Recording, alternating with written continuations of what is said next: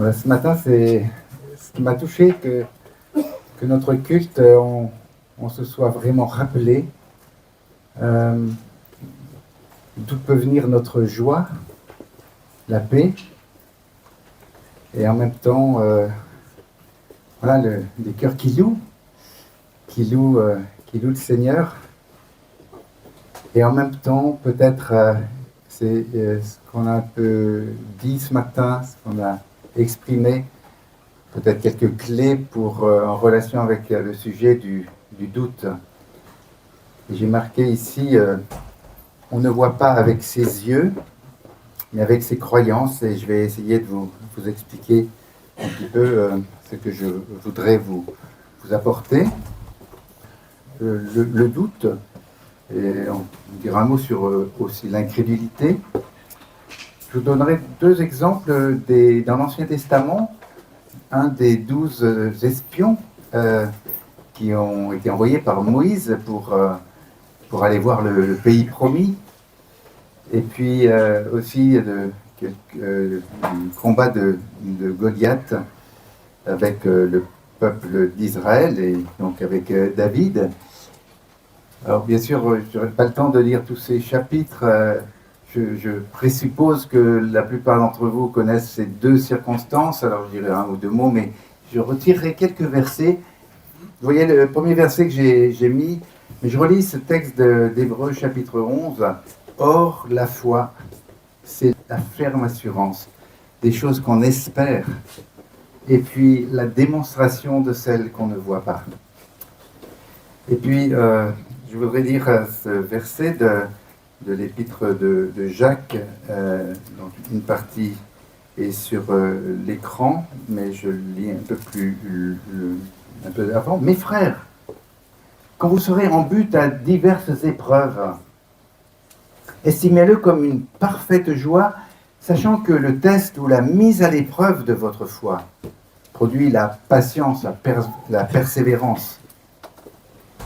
Mais que la patience ait son œuvre parfaite, afin que vous parveniez à l'état d'adulte. Dans la version que j'ai, c'est aussi « Soyez parfaits et accomplis, ne manquant de rien ».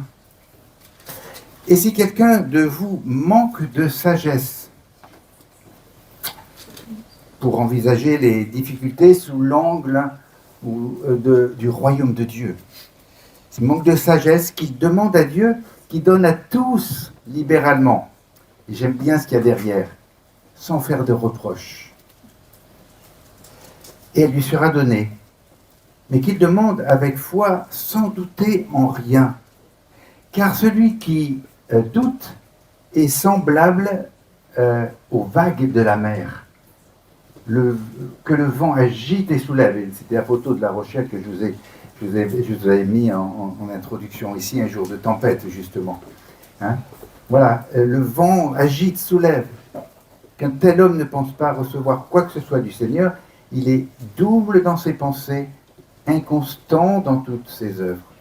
D'un côté, pas de reproche, et puis quand même un petit avertissement. Voilà. C'est pas une situation normale, mais quand même, c'est quelque chose qui nous touche tous.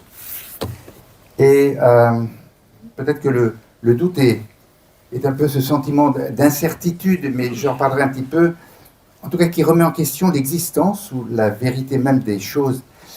Et ça se manifeste dans plein de domaines. Alors je précise que c'est même pour les chrétiens, c'est quelque chose de, pour dire, normal. Mais peut-être que vous vous sentez, plusieurs d'entre vous, coupables, honteux même de quelquefois douter. Mais c'est une fausse croyance de croire que notre foi doit être entièrement dénuée de doute. Avec la foi, il y a une prise de risque, et le doute en fait partie. Il est aussi vrai que nous croyons malgré le doute. Mais en même temps, le doute est l'arme privilégiée du diable. Il est rusé. Il a utilisé dès le commencement, et vous connaissez bien tout cela. Il a suggéré à Ève, tu n'as pas bien compris l'ordre de Dieu. Et Dieu a-t-il vraiment dit, vous n'avez pas le droit de manger du fruit de tous les arbres du jardin? Genèse chapitre 3. Or, Dieu avait dit à Adam, mange librement de tous les arbres, sauf un. Et le jour où tu en mangeras, tu mourras. Alors il y avait une conséquence terrible. Mais le diable répond, mais Dieu a menti. Mais bien sûr, vous ne mourrez pas. Mais Dieu sait que le jour où vous en mangerez, vos yeux s'ouvriront et vous serez comme des dieux. En quelque sorte, il dit, vous allez être concurrent de Dieu. Donc, vous voyez, c'est pour ça qu'il vous empêche de manger cet arbre. Connaissons le bien et le mal. Alors, peut-être un mot sur quelques définitions. C'est important pour essayer de comprendre de quoi je veux parler. Donc le mot foi, bien sûr, ça veut dire confiance en Dieu. Mais je voudrais déjà dire qu'il ne faut pas confondre doute et incrédulité. Et ça, c'est essentiel pour la suite de ce que je vais vous dire. L'incrédulité, c'est le refus délibéré, de croire. Et ça, c'est un péché. Vous voyez, dans l'Épître aux Hébreux, chapitre 3, j'ai noté ça sur mon papier, il y a Dieu qui dit au peuple,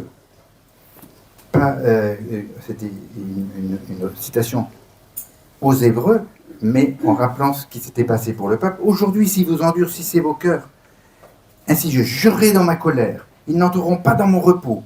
Prenez garde, frères, qu'il n'y ait en l'un de vous un méchant cœur d'incrédulité, qui lui fasse abandonner le Dieu vivant. Voilà, c'est quelque chose qui était, mettait en colère Dieu, l'incrédulité.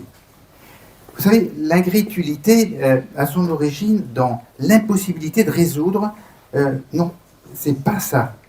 Non, il n'a pas. Donc c'est pas dans le problème où on ne peut pas résoudre un problème particulier. C'est l'incrédulité d'ordre sentimental, moral, spirituel. Hein, c'est l'orgueil qui finalement incite l'incrédule à demeurer délibérément indépendant de Dieu. Il refuse de se soumettre à la volonté de Dieu afin de décider seul pour sa vie. C'est ça l'incrédule.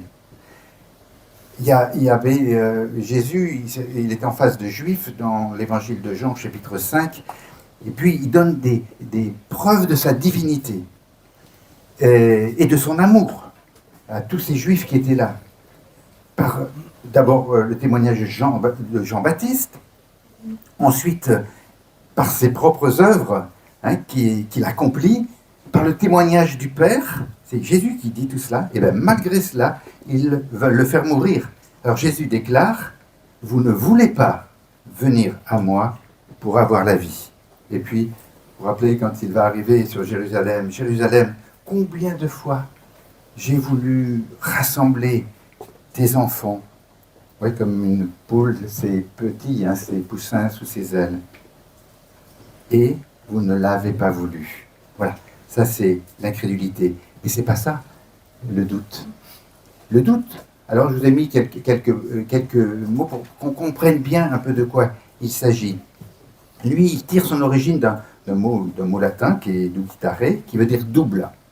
Alors on pourrait comme définition dire un peu, c'est être, quand on doute, c'est être divisé avec soi-même. Et c'est un peu, si vous voulez, comme cette expression, assis entre deux chaises, ou avoir un pied dans chaque camp. Hein, c'est un petit peu cette idée-là. Même dans une langue, je ne sais plus laquelle, il y a quelqu'un la langue veut dire douter, c'est celui qui est deux avec lui-même. Vous voyez cette idée-là. Alors donc c'est avec aussi ce mot, différents mots grecs, il y en a 5, mais peu importe, c'est pas ça qui nous intéresse ce matin. Mais en tout cas, ce mot, dyspoukos, c'est l'état d'un homme chroniquement partagé entre deux opinions. Il est inconstant. Voilà, c'est comme un état de division intérieure, pris entre deux mondes, tiraillé entre le désir d'affirmer, puis puis celui de nier. Et puis, voilà, il y a ces mots séparés, hein, avec ce diacrino, une remise en question, une hésitation. Voilà, on hésite. Voilà. Mais ça, c'est un acte de la raison. Hein. On a une situation, on voit quelque chose, et puis on va voilà, travailler dans sa tête en disant, mais voilà, et on est un peu divisé avec soi-même, c'est comme une lutte qui s'exprime effectivement par la question, mais est-ce vrai? Alors, on se rend bien compte que quand on est dans le domaine de la parole de Dieu, etc., que ça peut être un problème. Mais pas que. Parce que le doute peut être positif.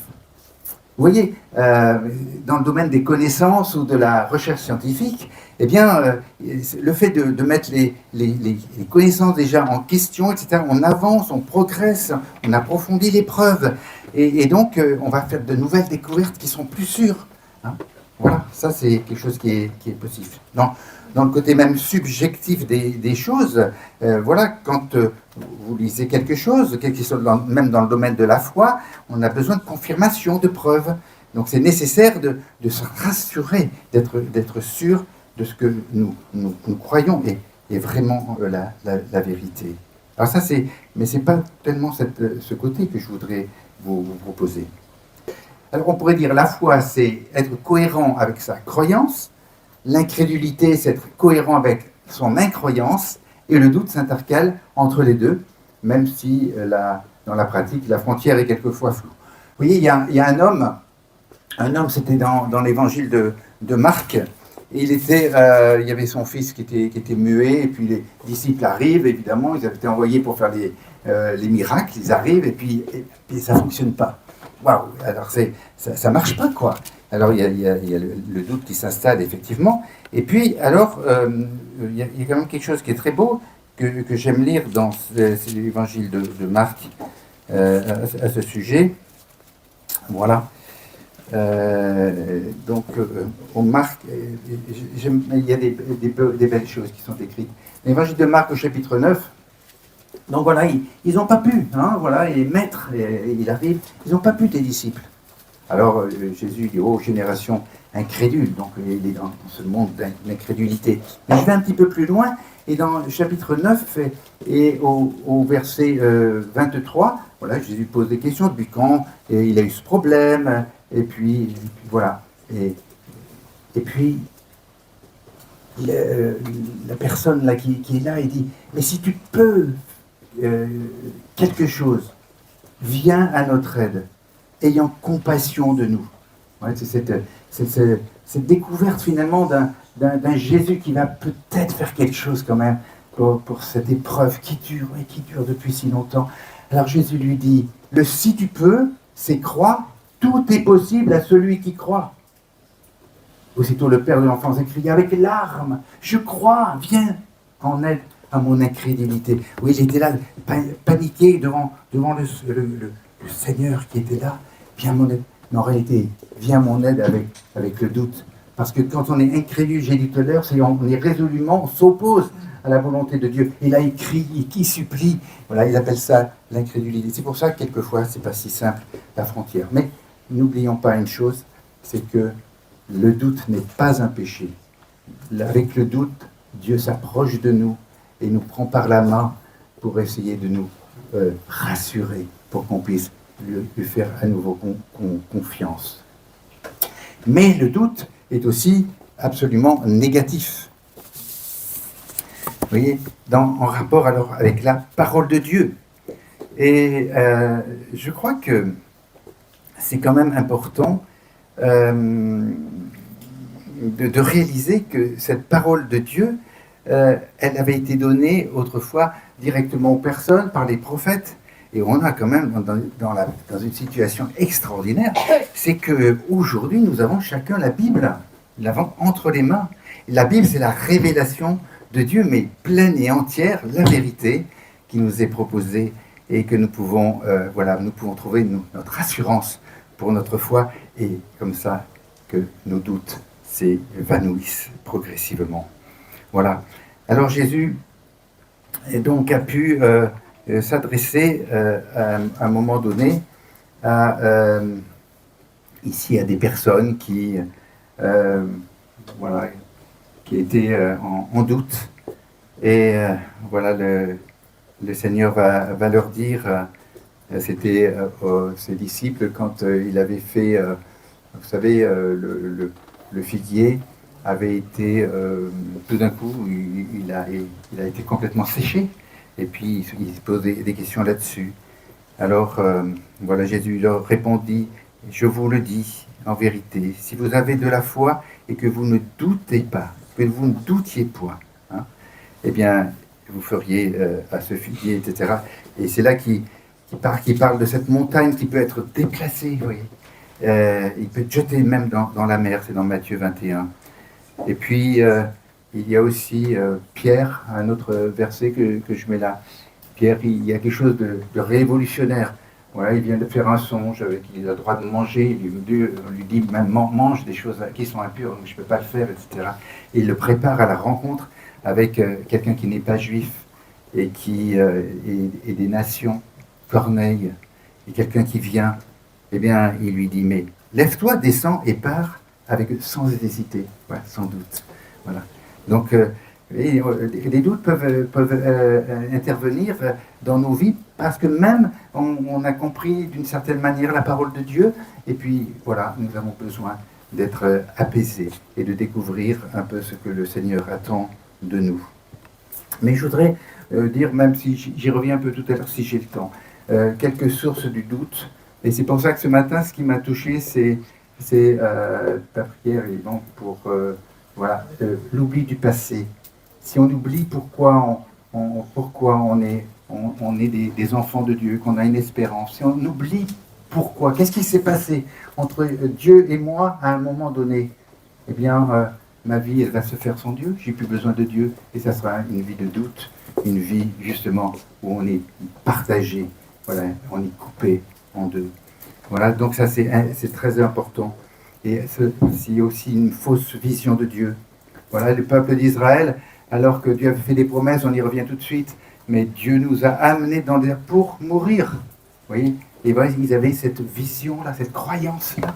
Hein, voilà, quand on s'éloigne de Dieu. Puis alors, toutes ces croyances, ce que j'appelle limitantes, vous savez, de choses qui résultent de l'éducation, de nos blessures, de certains échecs, de tout ce qu'on a vu, entendu au cours de notre vie, eh bien, toutes ces croyances eh bien, vont nous façonner en quelque sorte. Et on peut dire que voilà, il y a tout ce que je considère vrai, peu importe l'origine, ça c'est des croyances, et puis il y a la foi, tout ce que j'accepte comme vrai, c'est Dieu, voilà, notre Dieu l'a dit. C'était écrit dans la parole de Dieu. Alors voilà, nos choix résultent de nos croyances. Et on va comprendre aussi comment des personnes, dans les exemples que je montre, qui voient la même chose, mais exactement avec leurs yeux la même chose, va les amener à finalement avoir des compréhensions, des perceptions complètement différentes, qui va les amener dans des chemins complètement opposés. Voilà.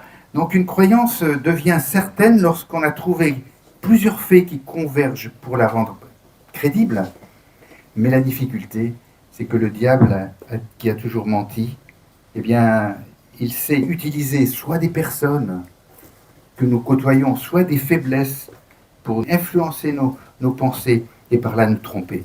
Voilà. Mais quel bonheur. Le chrétien, vous et moi, eh bien, nous avons, à notre conversion, reçu l'habitation de Dieu. Dieu est venu habiter en nous par son esprit, par l'esprit du Christ, pour renouveler nos pensées.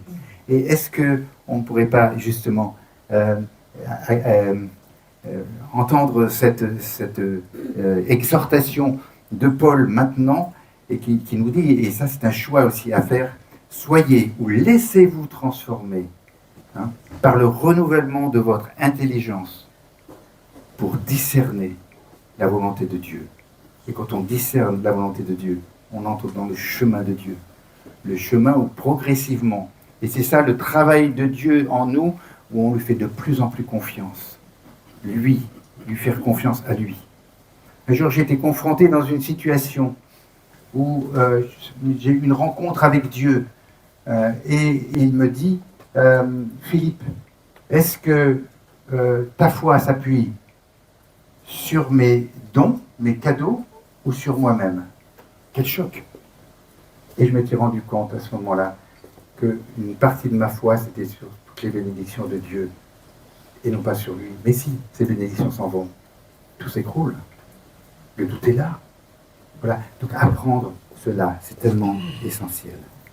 Alors, les événements de la vie sont des faits réels, que nos yeux voient, que nos oreilles entendent, qui mettent en éveil nos 5 sens, et pourtant, comme je le disais à l'instant, 2 personnes confrontées à une même réalité vont opter pour des choix et des attitudes complètement différentes.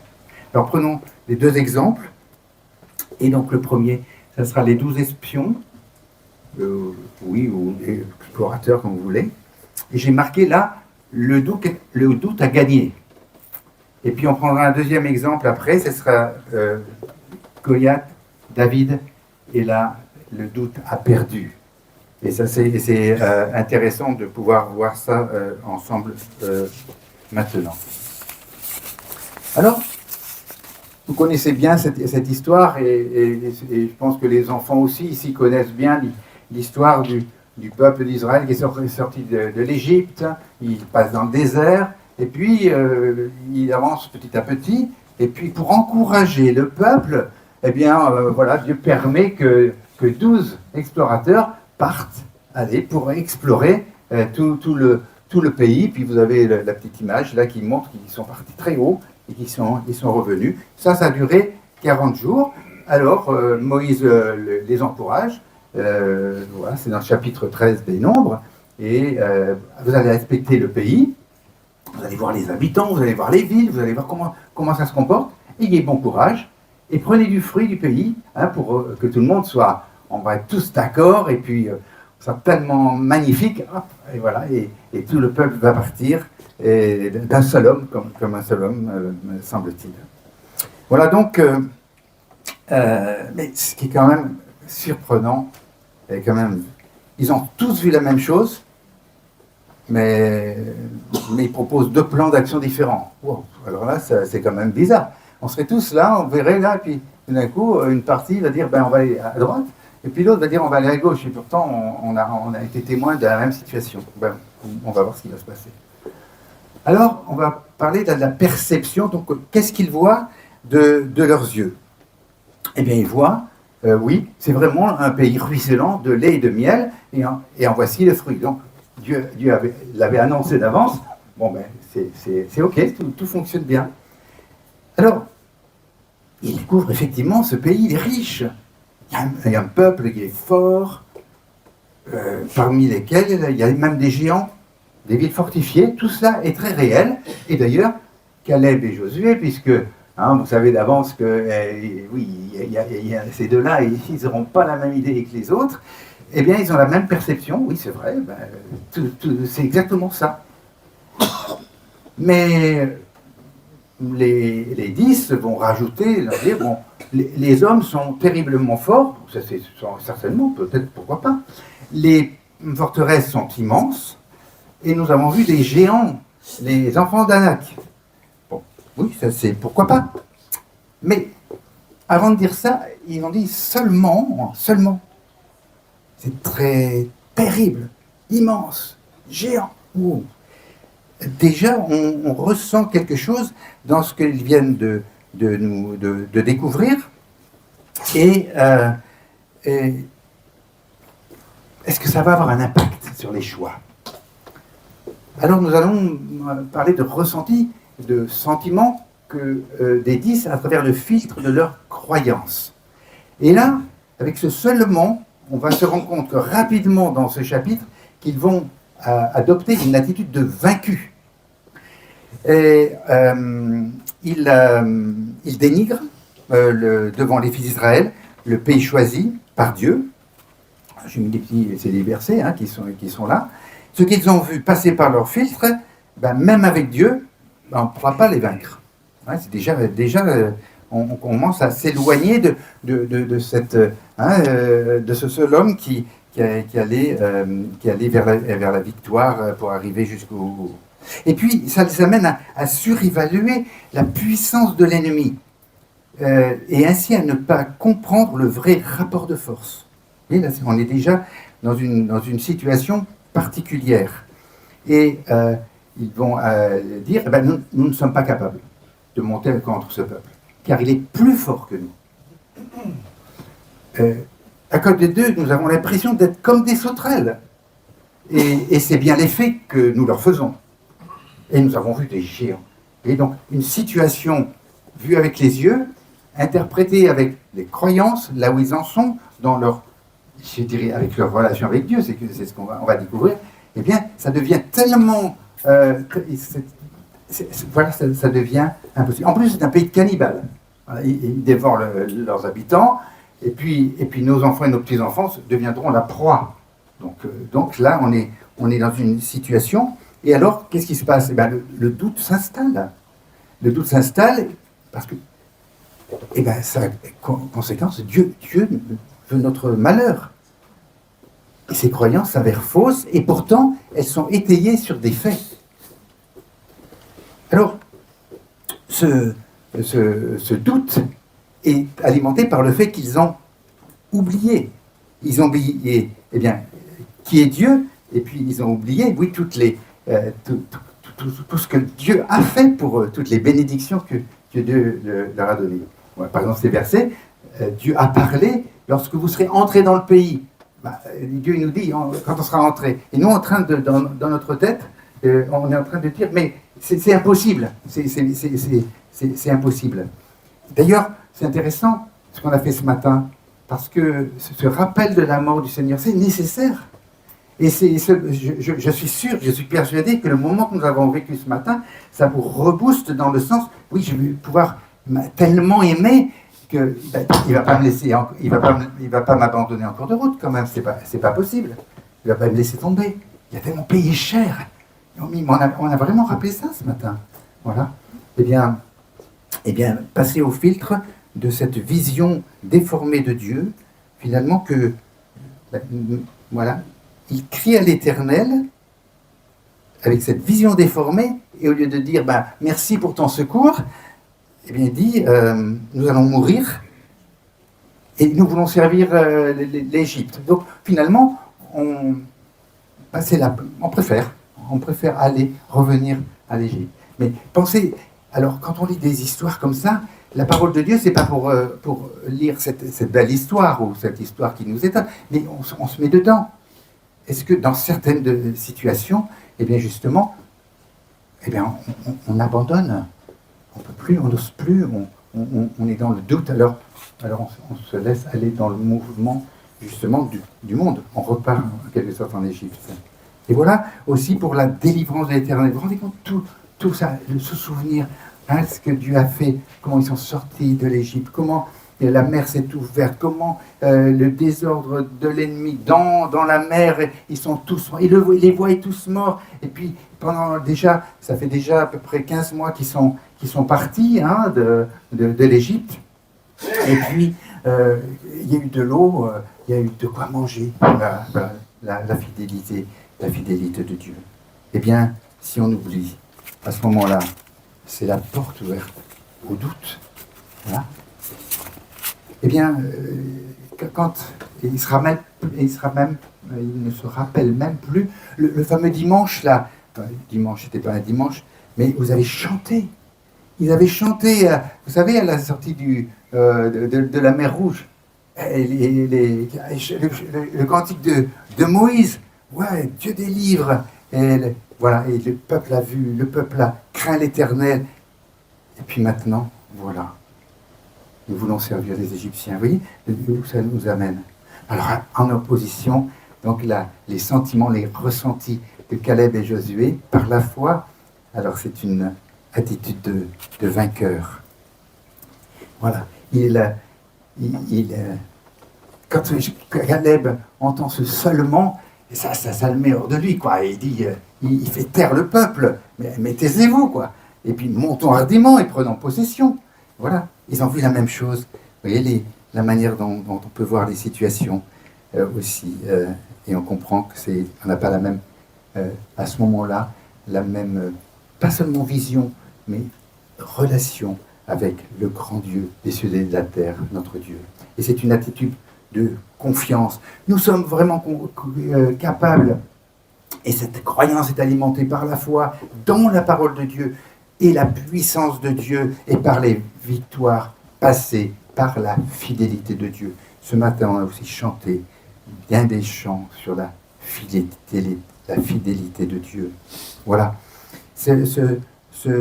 Alors que, vous voyez, Dieu avait les promesses d'Abraham qui avaient été faites à Abraham ont été renouvelées, même au moment où le peuple méritait un jugement et un abandon. Voilà, ces deux hommes-là, ces deux gars-là, ils sont des intimes de Dieu. Des intimes de Dieu. Qu'est-ce que nous sommes? Qu'est Dieu pour moi aujourd'hui? Dans quelle relation je suis avec lui? Voilà, hein, ils sont des intimes de Dieu qui manifestent sa gloire par la libération du Pharaon et de tout cela. Alors, le résultat, pas d'inquiétude. Vous voyez, cette paix. On a commencé avec la joie ce matin, mais le fruit de l'esprit qui habite en vous, c'est aussi eh bien, la paix. La paix. Et quand on est dans les doutes, eh bien, c'est là qu'on commence à stresser. Qu'on se réveille à 3 heures du matin et on n'arrive pas à se rendormir. Ça vous est arrivé, quelqu'un là? En fait, j'ai oublié de demander de faire... Est-ce que quelqu'un n'a jamais douté dans sa vie? Ça me rassure un peu. Ça me rassure. Voilà. Bon, ça c'était important. Et c'est pas un péché de douter. Mais là, on découvre la patience, la compassion, la tendresse de notre Père. Alors après, eh bien, les choix sont faits, il va y avoir, on entre en action. Et qu'est-ce qui se passe là c'est que les 10, ils sont centrés sur eux-mêmes. Leur doute est basé sur ce qu'ils pensent eux-mêmes. Mais hélas, ça devient contagieux. Et vous savez, vous êtes une église locale, eh bien, voilà, on peut être influencés les uns par les autres. Et les Israélites là, veulent retourner dans le pays où ils étaient esclaves. Toute l'assemblée se soulève. Voilà, ils décident de choisir un autre guide. Dans le verset 4, ils préparent un complot pour lapider Caleb et Josué. Et ainsi, ceux qui avaient besoin d'encouragement et d'espérance, hein, ce peuple qui avait attendu avec impatience le retour de ces espions, voilà, pour poursuivre le chemin, sont entraînés par ses chefs dans le dénigrement et la révolte. Et ensemble, ils méprisent Dieu. Alors, voilà. Et on apprend que par la fin du chapitre 14, Dieu est en colère. Jusqu'à quand ce peuple me méprisera-t-il? Ne me croira-t-il pas? Je vous traiterai selon les plaintes que vous avez exprimées. Vos cadavres tomberont dans le désert. Quelle triste chose. Et là, c'était vraiment aussi, c'était une vraie incrédulité qui se manifestait. À côté de ça, Caleb a été animé d'un autre esprit. Là, Caleb et Josué centrés sur les promesses de Dieu, sur Dieu lui-même. Voilà. Le pays y est très bon, un très bon pays. Nous ne ferons qu'une bouchée des Cananéens. Leur protection s'est éloignée d'eux. L'Éternel est avec nous. Montons, prenons possession. Voilà. Ça, c'est un acte de foi. Mais mais la foi, elle va au-delà de la réalité. Mais notre foi aussi, c'est voir au moment où il y a un obstacle, on va voir des géants dans nos vies, et j'expliquerai tout à fait à la fin ce que sont ces géants, mais voilà, la foi permet de voir quel est le projet de Dieu pour ta vie, pour ma vie. Et c'est quoi pour le peuple et pour nous? Un peu la même chose. On trouve ça dans toute la Bible. C'est mon peuple, je suis votre Dieu, j'habite au milieu de vous, et je vous amène vers un pays où vous aurez le repos. Vraiment, c'est le repos. Et il y a Caleb et Josué qui pourront profiter de ce repos. Alors, quelle est la récompense? Dans cette génération, seuls Caleb et Josué entrent dans le pays, et les enfants connaîtront le pays. Vos enfants dont vous avez dit qu'ils deviendraient une proie de l'ennemi, je les y conduirai, et ils connaîtront le pays que vous avez méprisé.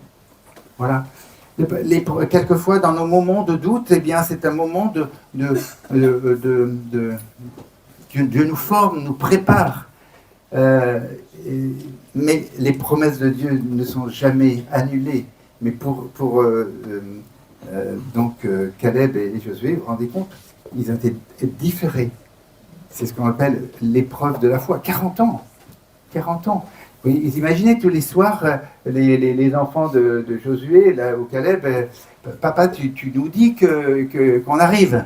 Et puis pendant presque 40 ans. Mais alors, c'est quoi ta promesse, là? Oui, la promesse de Dieu. Et nous, on ne sait pas. Hein, on ne sait pas quand le Seigneur revient. Mais il a dit, je viens bientôt. Alors, 40 ans plus tard, Caleb prendra possession de l'héritage, il demandera son héritage. Il est répété dans les Deutéronomes, dans le livre de Josué, que Caleb m'a pleinement suivi. Donc on a déjà des clés pour le doute. C'est mon intimité avec Dieu. Est-ce que vous êtes un intime, une intime de Dieu? Donc c'est une marche par la foi, c'est le chemin de la maturité où le doute fait progressivement place à la ferme assurance. Mais vous savez, même pour les plus vieux, eh bien, il y a des moments, des chocs, des moments où le doute revient sur des circonstances qui nous surprennent, qui nous étonnent, qu'on ne comprend pas. Comment ça se fait? Dieu permet ça? Qu'est-ce qu'il a changé ou quoi? Qu'est-ce qui s'est passé? Et puis, non, Seigneur, tu es ce berger, tu es fidèle, tu ne changes pas. Hein, tu as promis que je n'abandonnerai jamais celui qui s'approche de moi. Hein. Depuis la jeunesse jusqu'à la vieillesse, tu es le même, tu ne changes pas. Quel bonheur d'avoir un Dieu pareil, merveilleux. Je prends l'exemple de Goliath, ça sera plus rapide. Vous rappelez cette histoire, hein, les Philistins ont déclaré la guerre à Israël, mais ce n'est pas la première fois, ça arrive souvent. Et là, il y a un homme, un géant qui s'appelle Goliath. Hein, les enfants ont entendu cette histoire. Qu'est-ce qu'il fait de particulier? Il insulte l'armée du Dieu vivant. Mais le résultat, c'est que le peuple est terrorisé, et puis, sans le savoir, ce géant Goliath va mettre en évidence David, fait cela, son apparition dans ce chapitre 17 de 1 Samuel, et il est méconnu de tous, mais bien connu de Dieu. Et je pense que c'est trop doux de savoir comment Dieu l'a pris de ses brebis, etc.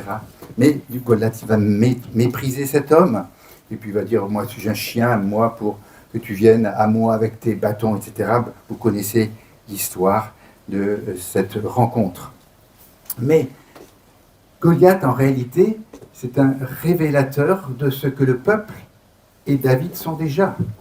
Et si nous avons dans nos vies, et on verra ça quelquefois des géants, là, comme une guerre, des épreuves qui nous dépassent, puisque hein, autant pour le peuple d'Israël, et puis ici pour cette scène, c'est des situations qui nous dépassent, eh bien, c'est pas ça qui nous forme, mais ça met en évidence là où nous en sommes dans notre relation avec Dieu. Et ça peut amener un rayonnement, et notre Dieu est glorifié par la manière dont nous vivons ces chocs, hein, ces vrais chocs qu'il y a dans nos vies. Alors nous allons refaire un petit peu comme tout à l'heure, quelle est la perception, qu'est-ce qu'il voit ici? Toute l'armée est en train de prendre position pour le combat, et puis tout d'un coup, il y a un cri de guerre, et à la vue de cet homme, chacun disait, mais l'avez-vous vu avancer contre nous? Autrement dit, c'est perdu. Vous avez perdu d'avance. C'est le gars armé, exactement. C'est perdu. Mais peut-être que ça vous dit quelquefois, j'y arriverai pas. Je n'y arriverai pas, cette situation-là. C'est trop pour moi, cette fois-ci. Hein, voilà. Mais Dieu, il ne s'est pas rendu compte de ce qu'il est en train de faire. Voilà. Et donc, c'est perdu d'avance. Et puis, on voit même que Saül et tout Israël sont aussi dans une extrême... ils sont dans une inquiétude totale.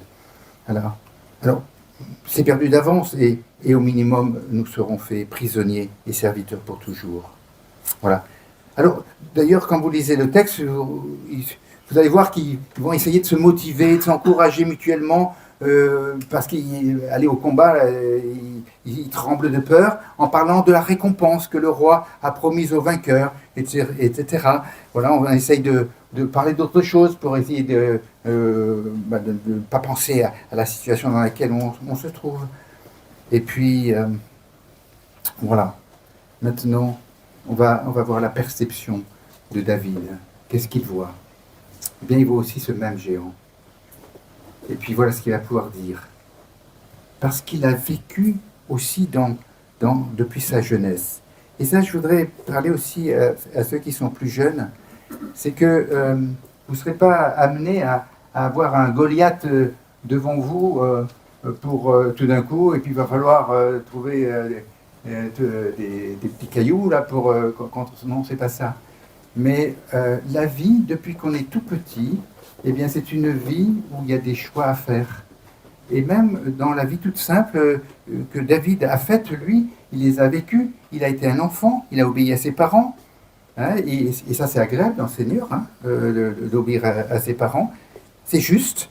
Hein. Il a travaillé au champ, il a gardé un troupeau de brebis. Il a joué même de la musique pour soulager le roi dans ses crises d'angoisse et ses colères. Eh bien, voilà, progressivement, il a appris, il a monté quelques marches, parce que, en plus, David, il va raconter tout à l'heure que pourquoi c'est pas un problème, on a ce verset. Eh bien, lui, il a pu faire des choses qui le dépassaient. Moi, je ne sais pas ce que ça veut dire, hein, que de tuer un lion, déjà, hein, un lion on va sortir, il va y en avoir un là. Qui c'est qui se met devant là, qui va, hein, et un ours, alors il paraît quand on va au Canada et quand on voit un ours à côté, il paraît qu'il faut le regarder bien dans les yeux, mais je ne suis pas sûr que ce soit la meilleure solution. Mais déjà, il a été plus fort, donc Dieu l'a aidé pour être plus fort. Donc là, il y a encore plus grand, et voilà, il lui donne il a cette confiance, parce que Dieu, voilà, on se souvient, hein, comme on a rappelé ce matin, on se souvient qui est Dieu, dans sa fidélité et dans sa puissance. Mais le sentiment où, à travers ses croyances, le peuple et Saül, et eux aussi, attitude de vaincu. Alors, ils entendent les paroles du Philistin démoralisé. Goliath champion, il lance encore un défi. Ils entendent ça. David aussi l'entend.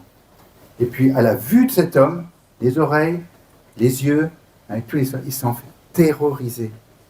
Même Saül, en parlant de David, bah, écoute, t'es pas capable, hein, mon petit gars, voilà, hein, il faut quand même quelqu'un qui ait d'expérience, qui a du métier, hein, toi t'es pas capable, voilà. Mais la foi c'est extraordinaire, hein, parce que oui, on n'est pas capable, mais avec la foi on peut être capable. Et alors, voilà cette attitude, voilà, et puis ils ont ces pensées qui sont complètement déformées par leurs fausses croyances, hein, qui se sont forgées en prenant l'habitude de vivre sans se placer sous la protection de leur Dieu. Alors, moi, je voudrais vraiment vous encourager à apprendre, n'attendez pas une grosse épreuve, mais d'apprendre, dire Seigneur, apprends-moi à te laisser prendre la place dans ma vie, à l'intérieur de mon cœur, que je n'ai pas aucun petit recoin qui soit caché. Tu vois tout, mais moi je veux tout te dire. Et je voudrais me mettre entre tes mains chaque jour. Aujourd'hui, je voudrais marcher avec toi, vivre avec toi.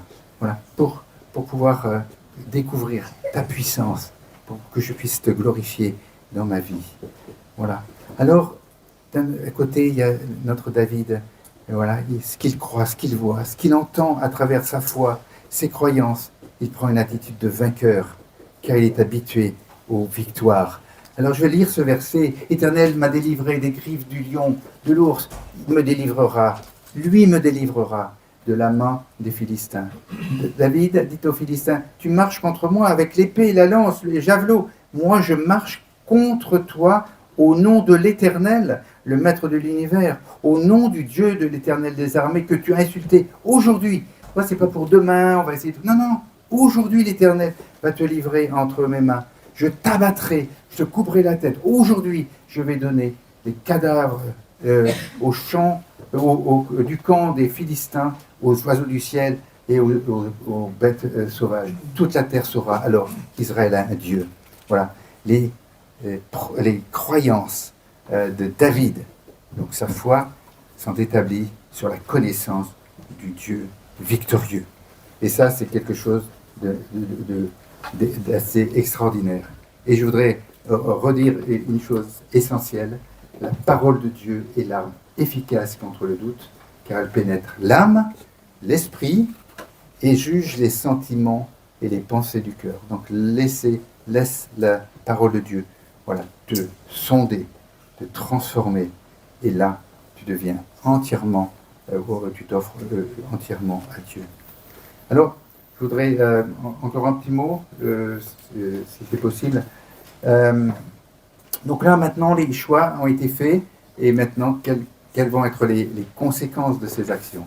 Bien sûr, ton serviteur ira, combattra, il choisit 5 pierres, il s'approche, il s'affronte, bien sûr, il est équipé, hein, et Dieu nous équipe aussi pour la journée que nous allons commencer, et tu as le Philistin là.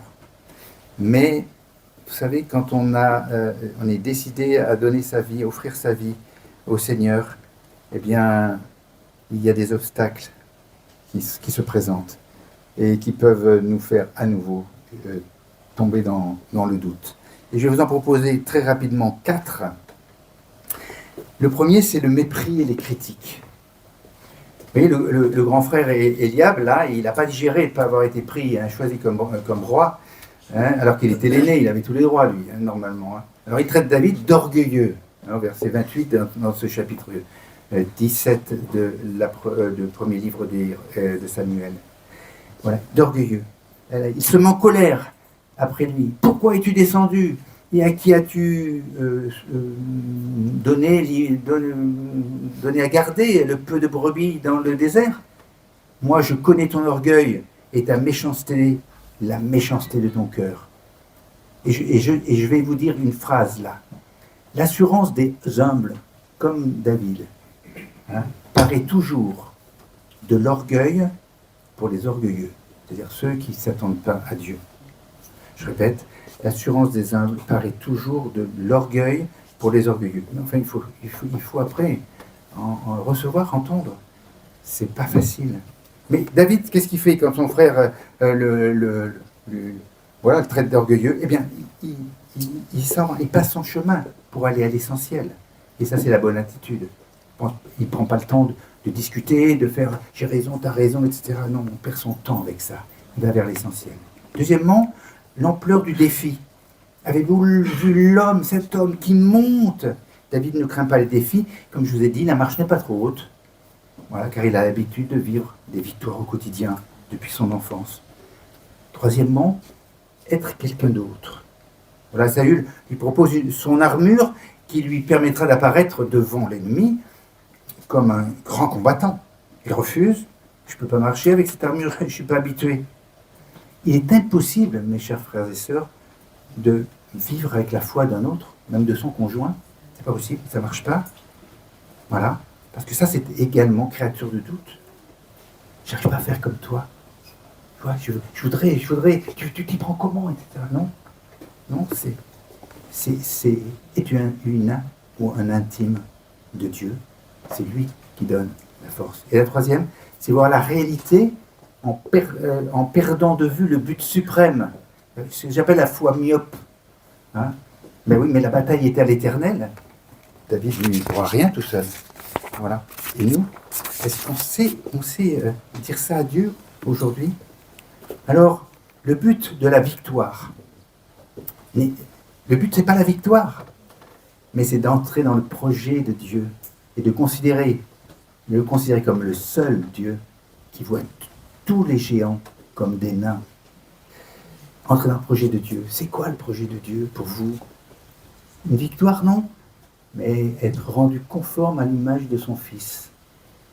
Et de pouvoir, sur la terre, là où vous êtes, de pouvoir montrer quelque chose de la gloire de Dieu, de ce qu'il fait dans vos vies, à travers vous.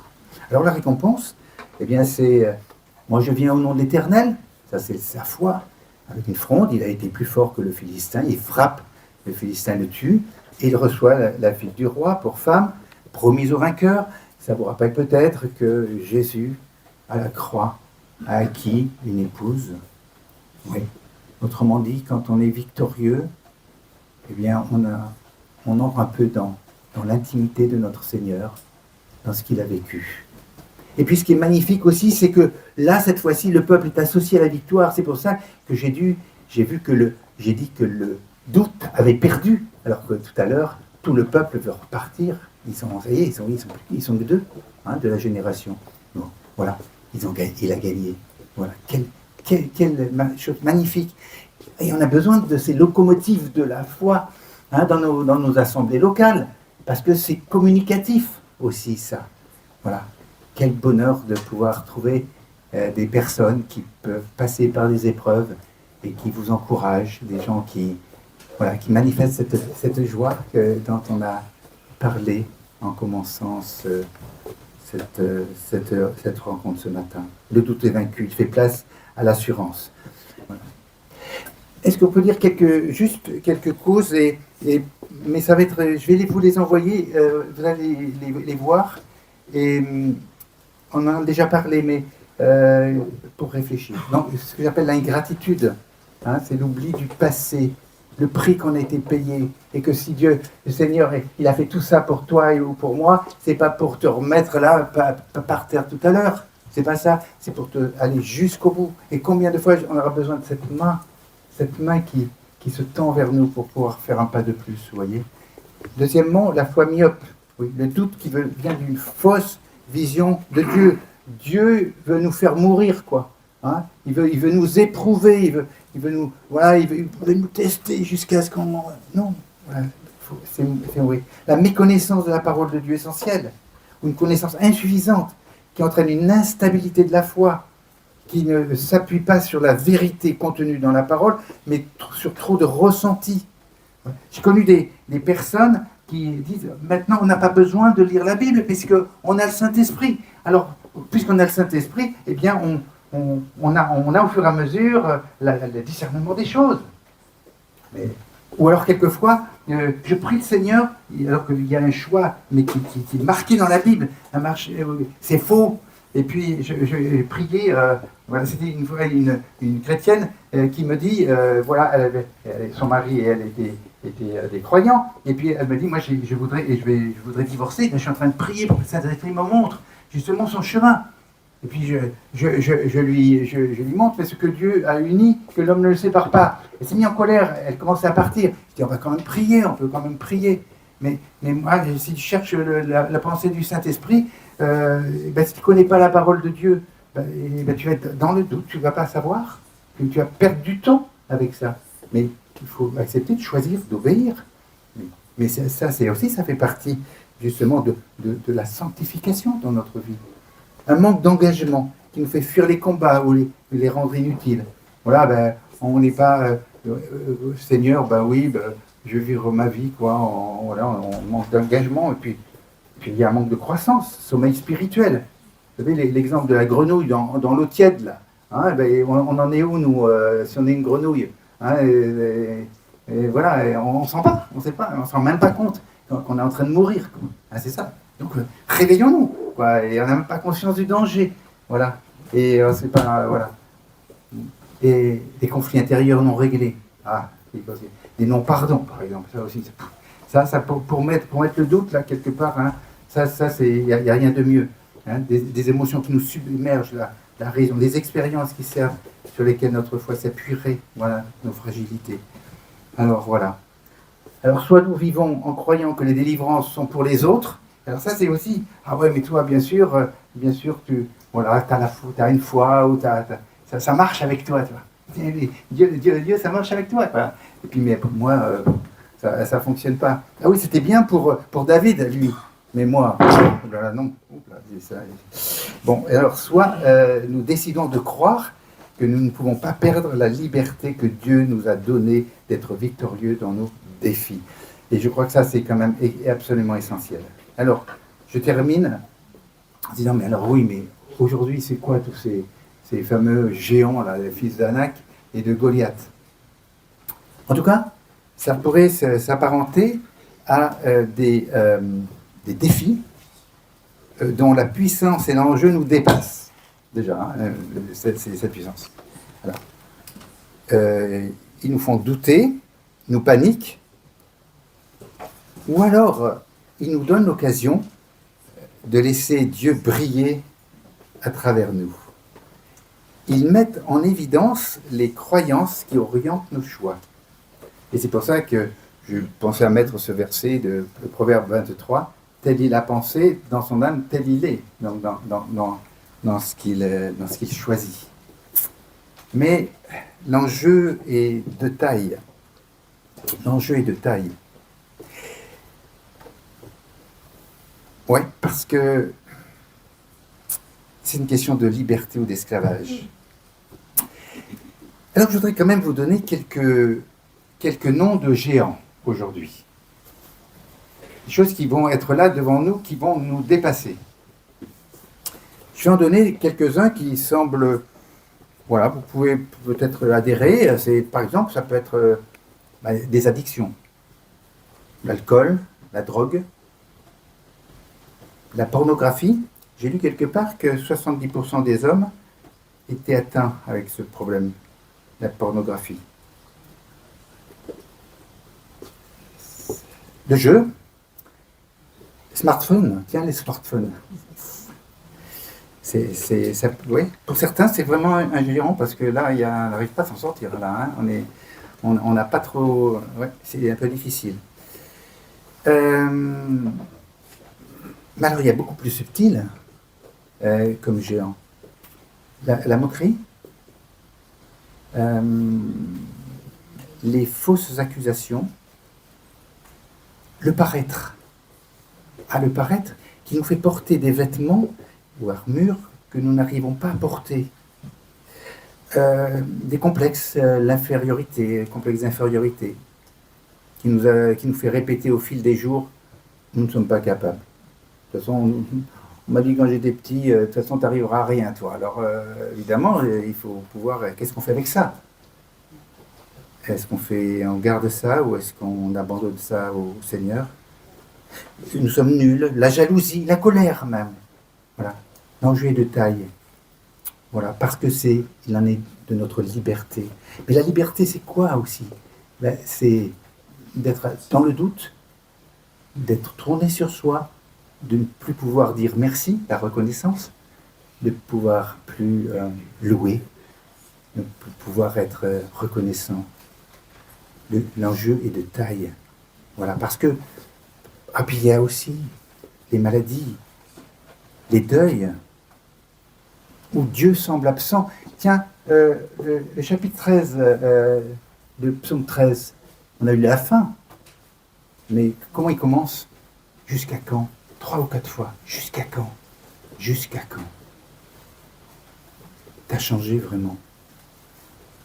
Tu m'as jamais fait ce coup-là, Seigneur. Alors, voilà, toutes ces choses-là. Mais si nous doutons par moments, Dieu ne nous fait pas de reproches, vous avez entendu tout à l'heure, mais il veut nous conduire vers la maturité, vers le plus intime, être avec toi, Seigneur. Et même si ça, j'y arrive pas, Seigneur, viens en aide à mon incrédulité. Voilà. Alors, je veux terminer avec ceci. Ne doutons jamais, vraiment, chers frères et sœurs, jamais de la bonté de Dieu. Il accomplit ses promesses.